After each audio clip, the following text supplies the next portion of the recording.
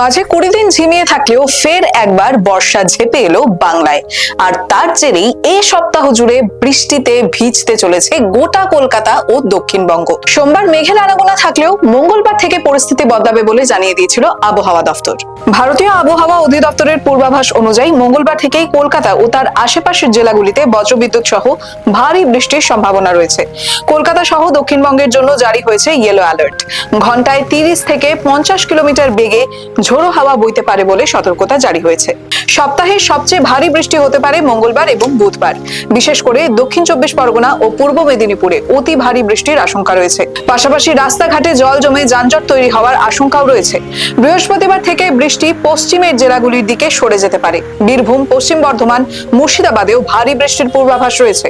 তবে শুক্রবার এবং শনিবার ফের দক্ষিণ 24 পরগনা ও পূর্ব মেদিনীপুরে বৃষ্টির দাপট বাড়তে পারে বলে জানিয়েছে হাওয়া অফিস। The wall bureau.